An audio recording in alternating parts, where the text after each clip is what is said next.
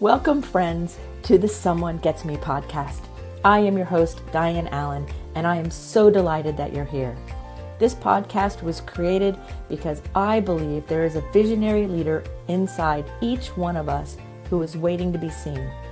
In each episode of Someone Gets Me, you will hear useful tips from successful visionaries who will share their stories about how being seen has allowed them to take their vision out into the world with action. Hey everybody, it's Dianne at Someone Gets Me, and I have a great interview for you today. I have an amazing woman. Her name is Alder Allensworth, and she's in Tampa, Florida. And I already have interviewed her on the Sailing Legends podcast. And we've traveled in some of the same circle sailings for years and years and years. But I'm just now getting to know her, and boy, is she amazing. So I asked her to come and share some of her wisdom with you here today on Someone Gets Me. Alder has enough cool experience that would take me forever to read her bio, so I'm going to put it in the show notes. But here's the Cliff Note version. She is an amazing writer. She's a counselor and a nurse, and she's a sailor like no other. She has 3 decades, probably a little bit more than that now, of really working with people to help them reach their highest potential from counseling and coaching in every kind of way you can think. So as a very skilled, amazing, multi-potentialite visionary, I have invited Alder onto the show so that she can talk to you about how she got where she is and how she has made it through all of the different hoops and ups and downs of her life to bring to us an amazing vision. So welcome to the show, Alder. Oh, thank you. It's such a pleasure to be here, Dianne. I'm so happy that you're here. There's so many things I want to talk about, but let's start a little bit with, you've been in this helping profession for a long time in lots of different ways. So can you give us a little backstory? Like, how did it get to the point where you started deciding you were going to help people or serve people? How did that all come about when you were younger? Well, I'm the oldest child. My father was in the military. My mom had some physical issues. So I think I was born into helping people. And it just has kind of continued my whole life. I did read a book when I was a teenager because I struggled some as a teen. And the book pointed me also, I don't know if people remember it now, The Outsiders, I think was the name of it, about the 3 boys whose parents had died and the oldest one was bringing them up. And it was a great book back in the, 60s, 70s. And that inspired me to try and make a difference in people's lives. Oh, wow. That's really amazing. I bet that person who wrote that book never really would know that you and probably many others were touched in that way. That really helped inspire you. And of course, as the oldest child, that's part of the deal, right? Let's see what we can do for others. So tell me how your career started. What did you start with first, and how did you know what to do? I still don't know what to do. I loved music. My father was in the military, so we moved every 2-3 years.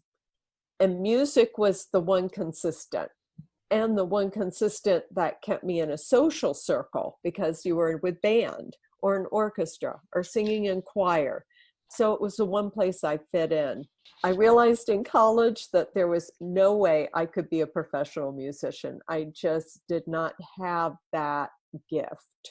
But I had the gift of making a difference and helping people. And so I went into music therapy.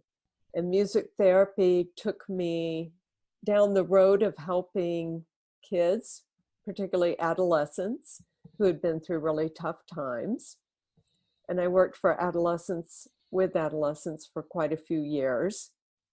And then as I got older, I decided that I wanted to do something different. And hospice was calling me. Also, music therapy, while a wonderful, wonderful modality, it's not really reimbursed by a lot of insurances. So to maintain being able to have a job, I went ahead and got my license as a counselor in the state of Florida. Went into hospice and loved hospice work. Just found my niche there. and worked for hospice for over 12 years. Then took a detour, fell in love, got married, moved to Tampa, left hospice, started working for a lawyer in elder law. And he said, would you become a financial planner? So I said, sure, why not, So I went to school and got my certification as a financial planner and helped out with people making end-of-life planning, which was sort of what I was doing in hospice too. So it all dovetailed together. My folks were nearing the end of their lives, and I realized that I wanted to get back into healthcare. That financial planning wasn't quite my niche. So I went and got an RN so I could stay viable in the healthcare field. And now I'm working as a nurse, working as a health counselor and a health coach, and writing, being an author. Wow. So how did the writing get added into all of this? Well, we talked about it on the other podcast a little bit. In 2000, I was asked to sail a 12-foot boat, 1,200, or from St. Pete to Camden, Maine, to raise money and awareness for sailors with disabilities. In 1990, I was diagnosed with cancer. So in 2000, that was my 10-year cancer anniversary. So I got in this little tiny 12-foot boat and started sailing, took off by myself, but it was followed by CNN. The trip was followed by CNN, quite high profile. And I got to Morehead City, North Carolina, and just realized this is crazy. I've got to go back to clear water and help people with disabilities get on the water. What am I doing out here sailing by myself? I could be spending my time a whole lot better helping other people sail, especially people with disabilities. So came back to Clearwater, started the program, Sailability Greater Tampa Bay, with a group of fabulous, fabulous people. The city of Clearwater, Sand Key, oh my gosh, Custom Mobility. So many people just came together to make this happen. It was just fabulous. Fast forward, I started taking care of my parents. My mom passed away in 2010. My dad had a stroke in 2014 and moved in with us. And he didn't need full-time care, but I couldn't leave the house. I couldn't leave him alone. So I had this time, and I quit my job to care for him. So what do you do when you're sitting around wondering and you can't leave the house? And I'd always wanted to write the book of the Prevail trip. And I had wanted to share the strategies that I went through, or my story and my journey through cancer. I had had several people ask me about that. And a friend of mine said, one of the motivations to write a book is getting pissed. And well, there you go. It motivates you.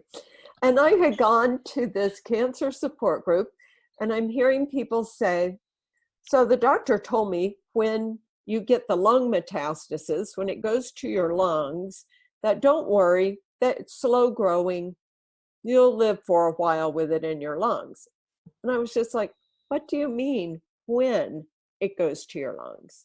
I said, at that point I was 26 years cancer free, something like that. And I said, that's never happened to me. I've never had a metastasis. And they just looked at me and said, well, you're a little abnormal there. And we laughed. But I said, isn't that a self-fulfilling prophecy? If a doctor tells you this is going to happen, I don't know if I go along with that. And we talked a while, and I thought, that just really kind of ticks me off, because you don't have to have lung metastasis. Not everybody gets them. Some of us don't. So I decided to write the book.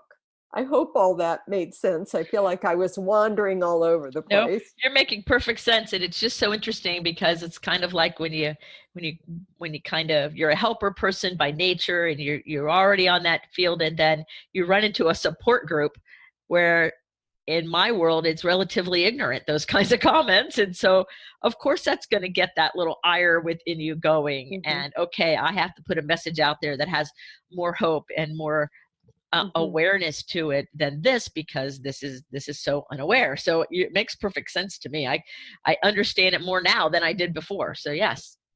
And ignorance kind of a harsh word, because I don't feel as though the people who have the cancer are ignorant, but it just kind of bothers me that the medical profession would lay that on people.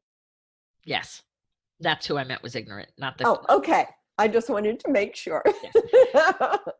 I believe that in our culture we have this mindset around lots of things: disabilities, cancer, addiction, mental health, and name it, it doesn't matter, that we have this mindset that it has to take a certain course, or it's always this certain way, and there's never allowed to be any variance or variation, and you just might as well expect it. And I don't believe that. I believe that everybody's different, and that our mindset plays a big role in it and what we're doing to take care of ourselves. And so to that point, I think that our culture has a great deal of ignorance, because people have kind of like bought into this thinking style and paradigm that has been proven to be incorrect over and over and over again. I agree. You may not necessarily go down a traditional path or the probability path. There are people that get better, and we don't know always why. We can guess and speculate, and I agree with you. A lot of it has to do with attitude and drive and determination and belief system. Yes. So has there been any time, this is kind of going to be a goofy question probably, but has there been any time in your life where you kind of looked around and thought, nobody around here understands me, like they just aren't getting me? I would say most of my growing up years, because my father was military. We moved every 2 years. And I would go to a school where everybody knew each other for years. And I was always the new kid. Always, always the new kid. And I felt like I was always, always having to prove myself. Always, always trying to fit in. Always being different. I always felt different. And it took me a long time. It was probably the sailing and some of the music where I felt a little bit of acceptance and a little bit of my niche. But yeah, it's followed me most of my life. Yes. Yes. A lot of the people who listen to this podcast report that it's kind of like, some people have even said things like, I almost felt like I was an alien at certain points. Like nobody really saw the world the way I did and couldn't really see it. And they felt kind of alone in that sense. So do you ever struggle with overthinking? All the time. Is that one of those other markers of this? It's one of the most common things that people who listen to the podcast ask me to have my guests speak about, and that is overthinking. So by the look on your face and that giggle, you understand it. You overthink. So how do you help yourself with that? How do you help yourself not like overthink yourself into a jam, Oh, people call me, oh, you're the most organized, most prepared person I've ever met. And I keep blaming it on sailing. You're going offshore. You got to think about this possibility and that possibility and prepare for this and prepare for that. And oh my goodness. I don't know if I told you, I walked the Camino de Santiago a couple of years ago. No, you didn't tell me that. Yeah, it is a pilgrimage across northern Spain. It's been walked for well over 1,000 years, and it's 500 miles. You start in southern France and go to Santiago de Compostela. And talk about overthinking. Before I went on that trip, you carry everything on your back. And what a good lesson for me, because not only am I the oldest and a sailor to be prepared, I was a Girl Scout. You got to be prepared. So I was just like, well, I have to have this just in case. I have to have this just in case. And then I'm going to have to stay here and I'm going to stay there. And I need to make reservations here and I need to make reservations there. And I was just, and do I have the right shoes? And do I have the right clothes? And everything. And a couple of friends of mine said, everything you take, you've got to carry on your back. And the more you carry, the harder it's going to be. You need to just stop overthinking and let go. And let go of stuff and let go and allow the pilgrimage to evolve. And that's what the Camino is all about. So I dumped a lot of things out of my pack. Friends helped me. Got it down to about 15 pounds. It was still a little heavier than probably it should have been, because by the time I was done, there was about three or four more pounds of stuff that I didn't really have to take. And that experience has helped me so much, not just about carrying the stuff, but trusting the universe to be there and to provide. Down to, this is the craziest story. So right before I leave, we're hearing that Barcelona, that area in Spain, is wanting to secede from the country. And they had just voted that they're going to secede from Spain. And I'm flying into Barcelona, and I hear there's riots in the street and all sorts of stuff. I'm like, oh, great. Here I'm flying to a foreign country. I don't know the language much, and there's riots. So I'm on the plane, and as we're getting ready to land, I'm talking to the young woman next to me, and she says, oh, I just got a text. I guess we had landed. We're taxiing. I just got a text from my husband. All the metros are down and only certain trains are running. And I was just like, oh no, how am I going to get to Pamplona? How am I going to get to the train station? How am I going to navigate this? And she said, I live close to the train station. Why don't we share a taxi? I'll make sure you get to the train station safely. I mean, incredible. I was put right next to the right person who could help me. And that's the biggest thing that I have learned. Gosh, it's a lesson I've had to learn a bunch of times. It keeps kind of being hit me over the head because I tend to overthink still to a certain extent. But I believe I let go and trust the universe a whole lot more now.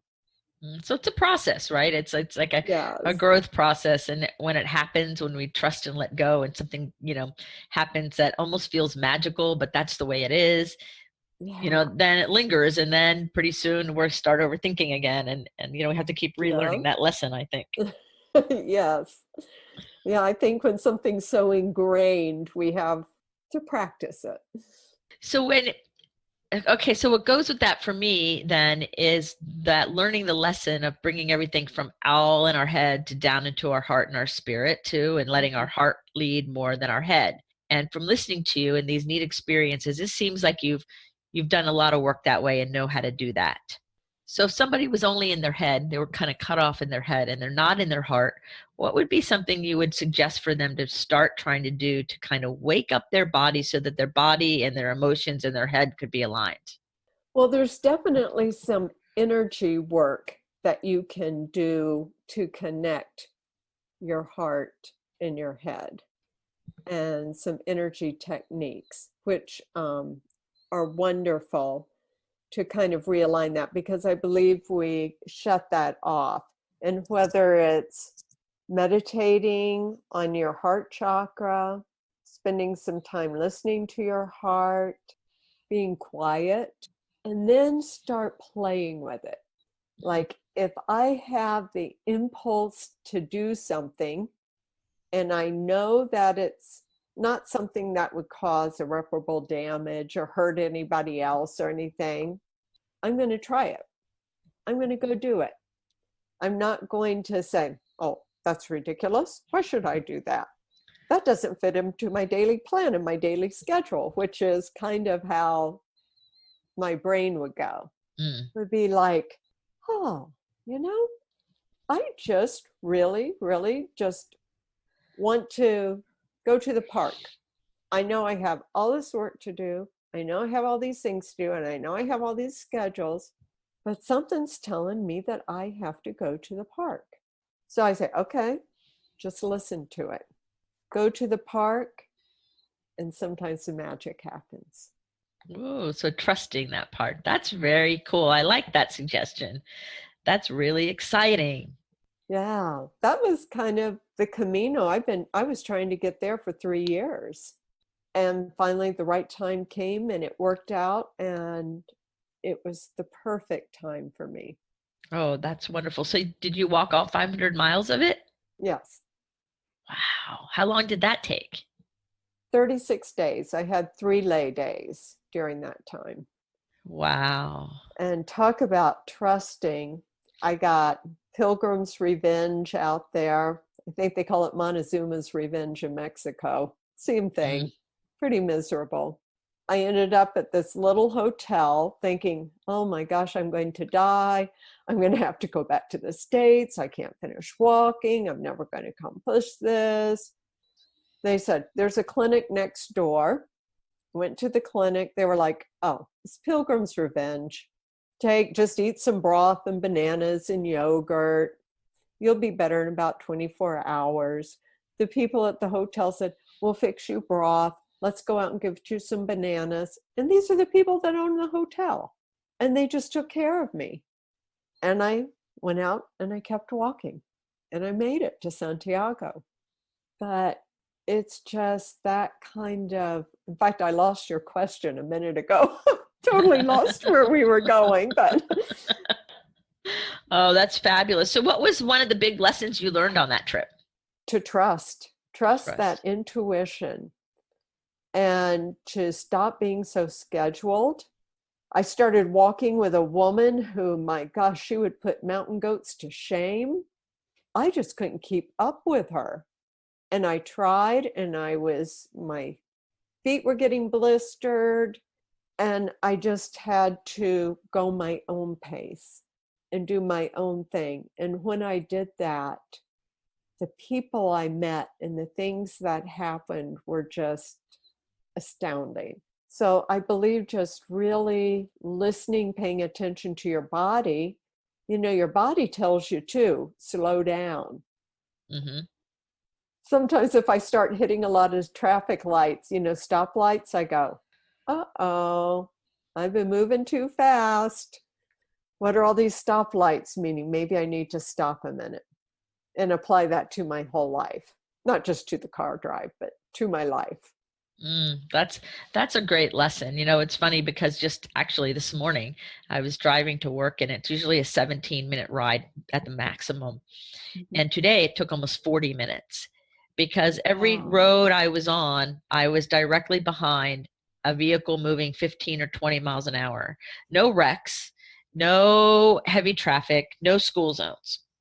One of them was a school bus, but it was not a school zone. Mm-hmm. And the speed limits are like 35, 45, and most of the roads I take. But I was going no faster than 20, almost the entire trip. Wow. And at first I was like, you've got to be kidding me. And then people, when the road would get to a 4-lane road, somebody would come up from behind and then sit in my blind spot so I couldn't get over. I mean, it was just crazy the whole way. So I finally just turned on some really good spiritual music and said, well, get there when I get there, having a good time along the way. And I laughed because I have been moving really fast, getting things ready for my retreat and getting ready for things coming up. And it was a delightful way to open the sunroof, enjoy the Florida morning breeze, and have some nice spiritual time while I was navigating my way to work. And I'm certain 30 or so years ago, I wouldn't have felt that way. You have learned the lesson. Yes. So it was, when you're telling that story, I'm like, oh my gosh, that's so true. Yes, yes, yes. So I'd like to talk a little bit about music therapy, because I know a lot of people I know a lot of sound healers or massage therapists who use sound in different ways. Mm-hmm. So could you please share a little bit about the kind of music therapy that you do? Like, what is it like? And how does it differ, or is it the same from people who do like sound therapy with crystal bowls and things like that? Or is it the same thing? I think music therapy has become very wide. Mm-hmm. And there is a degree of music therapy, like a bachelor's degree and a certification and a board certification. master's degree. In fact, I got my master's degree in music therapy. So you have a very traditional route. Then there are people who, I guess, have a little more non-traditional route and use music within their work, such as people who use singing bowls, or massage therapists, or yoga instructors who put on music, or even your aerobics teachers pick out the right music to energize you, to keep you going and that heart going, and then to bring you back down. So a lot of different people use music in a lot of ways to affect change in behavior, and they may not really realize it. For me, I started off in rehab, working with people, mostly older people who had had strokes, and people who have strokes that has affected the left side of their brain where the speech center is, who cannot talk. They can understand, but they can't put the words out there. A lot of them can still sing. So I would get people singing, and there's something about when you start to sing and you start singing the old songs. I'll never forget this lady. She had been a preacher. She had had a massive stroke. The left side of her body didn't work well. She couldn't speak, but I got her to singing the old hymns. And we started singing, and this one hand was like she was going to be clapping. All of a sudden, I heard a clap. I'm playing the piano, and I glance over. The other hand had come out of the sling, and she's clapping both hands. And I mean, I didn't want to stop playing because I didn't want it to stop, but I was just astounded. And it was just so automatic. It was like she totally bypassed that conscious of, I can't use that anymore, and just transcended to another level. Now, after we finished singing, the arm was not as useful as the other arm, but it was the start of a rehab for her. And it gave her hope, because it's like, wow, that happened. Well, maybe I can get something back. Maybe some more will come back. So there's that. I did a lot of work with teenagers, teaching them to play music instruments to build self-esteem.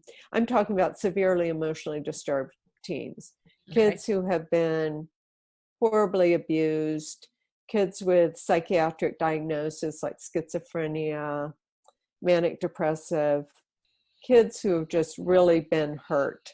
So teaching them a music instrument, teaching them to play together in a band and socialize with each other. And how do you play together? How do you listen to each other? How do you let this one have their turn and then you have your turn? You know, all those basic skills that we just kind of learned when we were little. Because of the way these kids were brought up, they never had a chance to learn.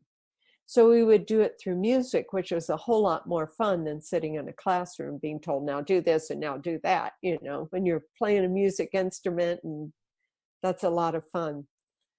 I did a lot of guided imagery in music, helping people learn to relax and helping them to get in touch with their inner self and who that person is, and grow some inner strength.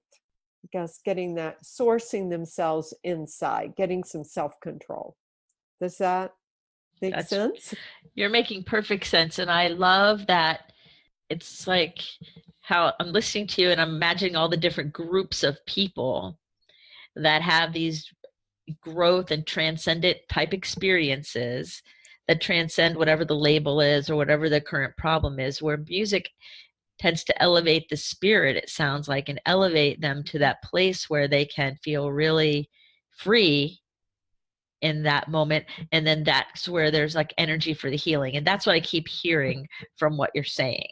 Yeah, Dr. Gaston, who is really the father of music therapy, talked about music is most powerful in the group. And I mean, I think about sitting around the campfire as a Girl Scout singing, and how powerful that is. Or a church choir singing, or a philharmonic orchestra. it doesn't have to be a philharmonic orchestra. It can be a group of kids starting a beat, on the street corner and starting to jam together, or just sitting around after you've been sailing and people are pulling out guitars and singing. It's just that whole social connectiveness, expression. I don't know, it just transcends words for me. But you know it when you feel it. Yes, that's amazing. That's so true. That's so true. And so I'm glad you shared a little bit about that, because I think some people don't understand that there's a whole different kind of music therapy other than what seems to be really popular, though that has a great deal of value. When I've worked in psychiatric hospitals, we had music therapists a lot, and they were doing the more traditional type of music therapy like you're saying, and I saw all kinds of great transformations, even among the staff who would be in the room with them. Like we would all be participating and we would have these great experiences too. So it transcended like what the role was of the person in the room too. It was very interesting. Yeah. These kids that I worked with in this long-term treatment center, it was just an incredible treatment program. The psychiatrist who ran it was just far in front of his time. And I had worked there several years and had a really good rapport.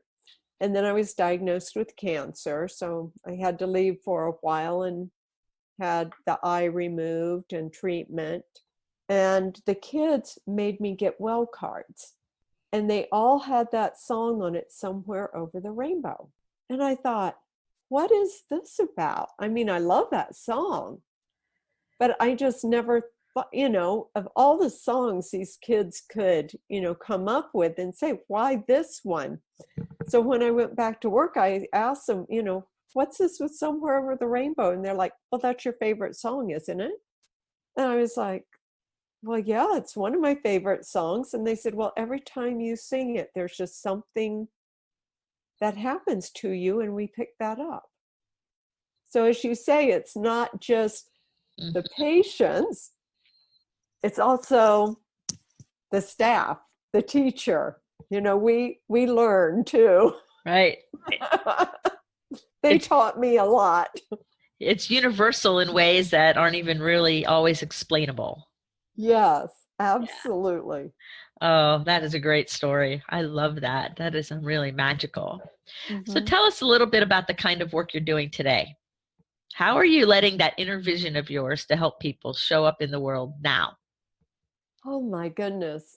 I am doing several things. I seem to like to do several things at once. First off, I'm working part-time as a nurse, which is wonderful because I go in and I see patients and in their homes. I work as a home care nurse, and I only work 2 to 3 days a week doing that, which I think is wonderful because it prevents me from getting kind of burned out. Yes. So I do that. So every time I go in, I'm fresh and I'm ready to do my job. And I think because people can, and I know the listeners can't see me, but I do have one eye. And when patients see that, they know that I've been through something too. And yet I'm in there taking care of them and working. So that gives them hope that they too can get through their physical crisis without even having to say it. Right. It's a visible, obvious fact that you've had to deal with something. And so if you can deal with it, maybe they can too. Right. And then I also do self-care groups and individual coaching for people who are not just overcoming physical issues. I do that too, but also emotional issues and any obstacles, maybe searching for their life's dreams, their life's passions, and helping them remove obstacles through a process called energy psychology, working with the human body vibrational matrix, working with the chakra systems, the biofield, and the meridian systems in a specific manner to help remove obstacles and then help you become the best you you are. Because a lot of times we're not even really clear on what our goals are, but we know that there's something we're reaching for, but we're just not clear. So, and sometimes that is just because some of our beliefs are blocking that. So if we can address that, get clear, and remove some obstacles, helps people move forwards in their life. So I do that. I do self-care groups for people who have been through the loss of someone or through their own illness. And I write, and I have my book out, Prevail, Celebrate the Journey. I have another book it will be published by hopefully the mid-October. I'm in the final edits right now. And that's called Celebrate the Journey, Self-Care for Cancer. And this came about through people asking me what my strategies were for self-care. So I've outlined those in this book. It's a booklet. It's only about 50 pages. Easy to read with a lot of experiential things, a lot of exercises you can do. You look like you were going to say something. No, I'm like going, wow, that's really great. And it's great that you're sharing your strategies in a book that is digestible.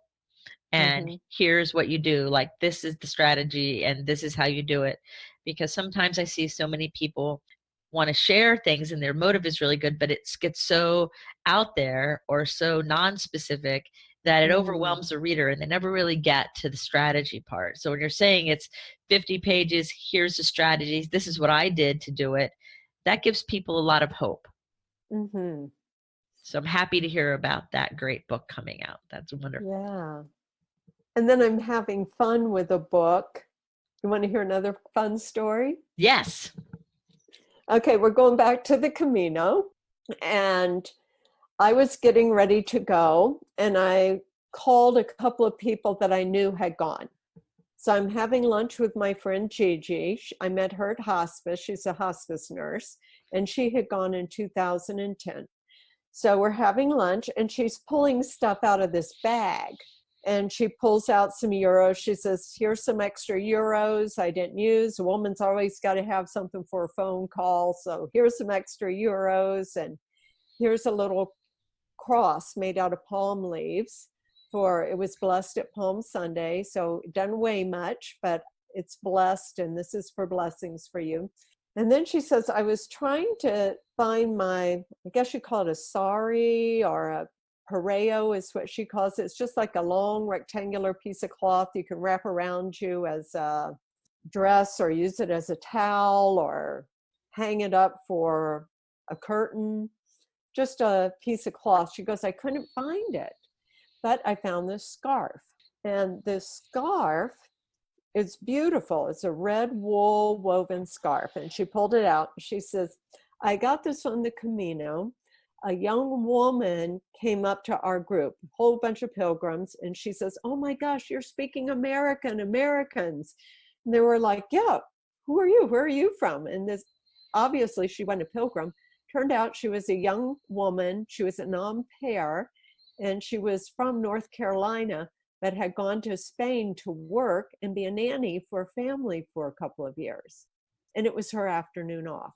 So she's hanging out with them, listening to, she was so excited to talk to Americans.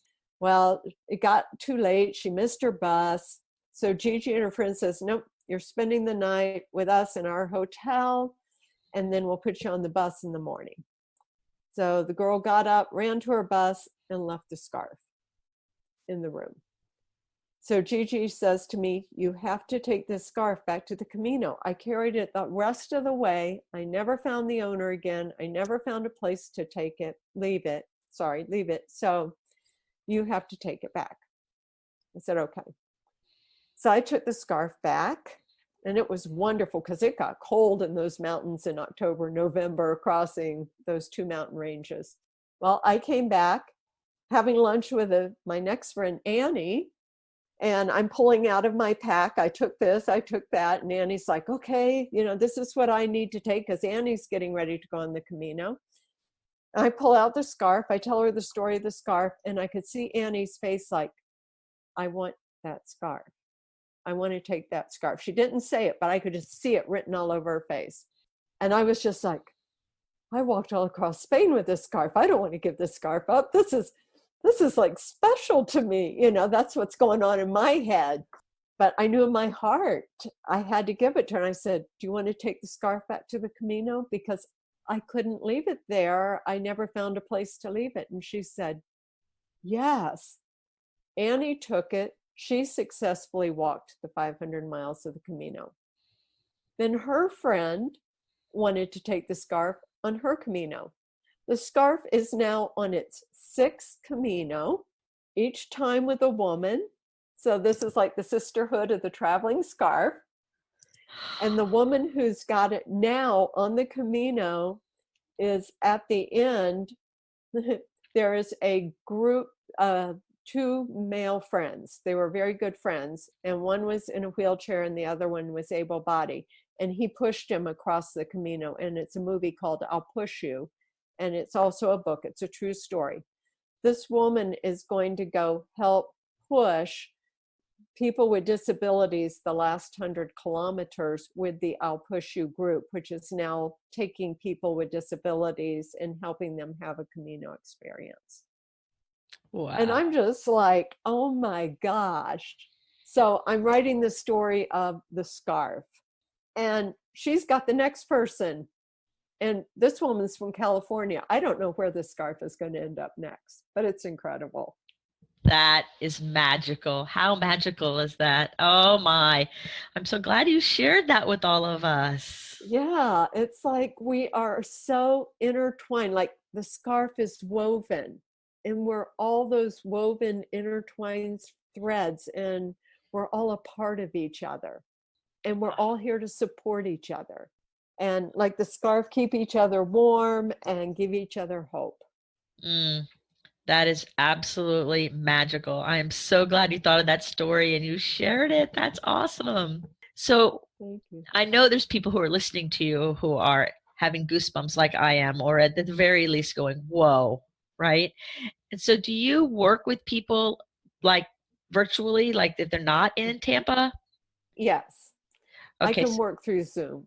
Yes. Okay. So that means if you're listening to Alder and you're going, oh my gosh, I have to know her. I have to work with her. I have to connect with her, then do it. I'm going to put all of her contact information in the show notes for you so that you can contact her. But what an amazing powerhouse of a woman that is like on fire in this really aligned way. I absolutely so admire you and the work you're doing. And I'm even more inspired for my own work, just having this conversation with you. You know, getting back to that overthinking, I think that sometimes takes us out of the stream that we need to be in. Here I go back to my nautical things. One of my favorite songs in the world is a nursery rhyme. Row, row, row your boat gently down the stream. Merrily, merrily, merrily, merrily, life is but a dream. And as long as we're gently moving and gently rowing and we're in that stream, we're moving along in the line of our dreams. It's when we start fighting that current or thinking we know more or overthinking things, we kind of get out of the main river and it gets too hard.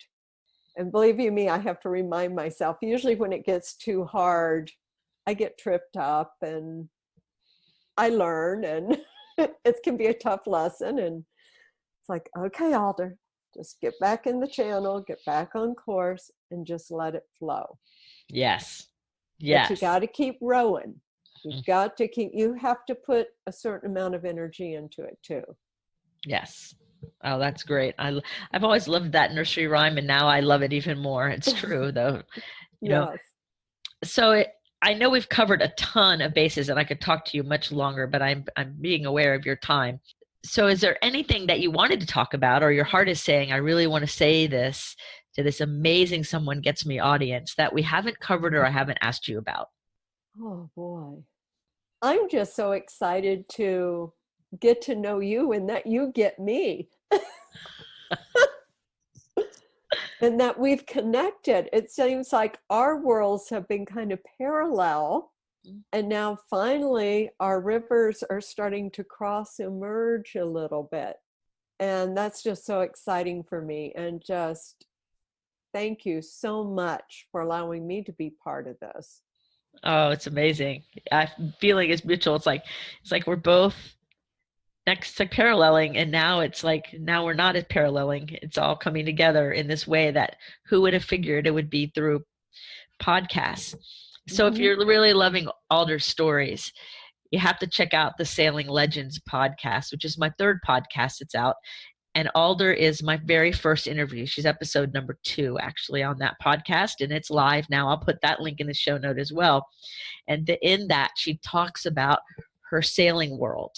And both of us are sailors and have raced sailboats competitively for many, many years. And so we have a lot of common friends and common experiences. And so that was a delightful conversation as well. So if you're enjoying listening to her stories here, there's different and more stories over on the Sailing Legends podcast about her sailing experience. And I do want to say something to all your listeners, to just know that even if you're in a dark spot right now, you'll come out, and just trust that you'll get through it. And that just, there's so many wonderful things that are out there in life, and just trust and know that they'll happen to you too. Oh, that's wonderful. Thank you for sharing that. So my last question for you before we end the show is, there's a billboard that you can put any message on it you want, and everybody will be able to see it. What would you want to say? Oh my goodness. Well, the only thing that kind of hits my mind is something we've talked about. And when I was sailing off in that little boat by myself around the United States, and I get really scared, and I've applied that more and more in my life. When I get to that point of just scared or anxious or whatever, I start kind of chanting in my head, let go, let God, and trust. Let go, let God, and trust. And it's just kind of my mantra. So I probably put that on a billboard, let go, let God, and trust. And God can be any higher power, anything you want it to be. Oh, I love that. Let go, let God, and trust. That's what Alder's billboard would say. Thank you so much for being on the show. Oh, you're welcome. Thank you, Dianne. So everybody, you have been listening to Alder Allensworth, an amazing and talented woman that's certainly a multi-potentialite like most of us. So here on Someone Gets Me, we really believe in serving and supporting everyone. So if you've really enjoyed what she's had to say, get in the show notes, send her an email, contact her in a way, and let her know that you really loved her interview and the show. She would love to hear from you, as would I. And in the meantime, keep your face to the sun so the shadows fall behind you. Remember, you're a rock star and you're here on purpose with a purpose. So go out there and make some noise and do the good you're meant to do. And until the next episode of Someone Gets Me, be well. Thank you for listening. I trust you gained some valuable inspiration and information. Please join me and other visionaries in the Someone Gets Me Facebook group. Or for more information on my services and additional episode's, visit someonegetsme.com. Again, thanks for listening.